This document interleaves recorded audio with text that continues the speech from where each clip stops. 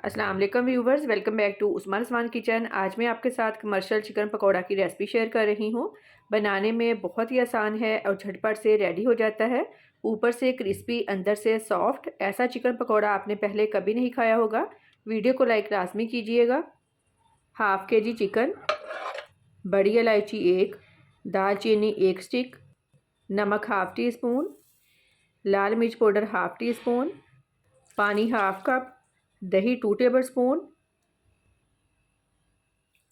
Mix करके cover कर देंगे। चिकन को 70% तक गलाना है। फ्लेम लो टू मीडियम रखेंगे। तकरीबन 3 मिनट बाद मैंने ढक्कन उठाया है। ये देखें, दही ने भी पानी छोड़ दिया है। दोबारा इसको कवर कर देंगे। बीच में चेक करते रहिएगा।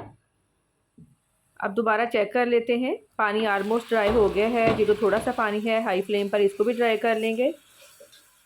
चिकन 70% तक गल गया है। अब इसको ठंडा कर लेंगे। चिकन ठंडा हो गया है। अब इसकी कोटिंग स्टार्ट करते हैं। नमक 1/4 टी स्पून, बॉयल करते वक्त भी हाफ़ टी स्पून नमक ऐड किया था। क्रश चिली 1 टीस्पून, काली मिर्च पाउडर 1/4 टी स्पून, कूटा खुश्क धनिया 1 tablespoon, garam masala powder 1 teaspoon, lemon juice 1 teaspoon, मैदा 1 tablespoon, cornflour 2 tablespoon, 1 अंडा। अच्छी तरह से मिक्स कर लेंगे। स्पाइसेस आप अपने टेस्ट के हिसाब से कम या ज़्यादा कर सकते हैं। ये देखें, बस इतनी कोटिंग होनी चाहिए।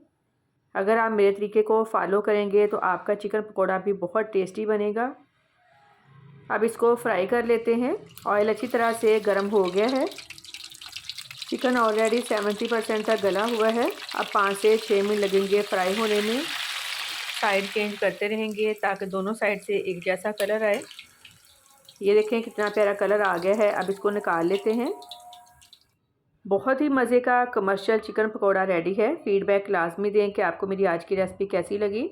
दुआओं में याद रखिएगा। आपके कीमती वक्त का बहुत बहुत शुक्रिया। अल्लाह हाफिज़।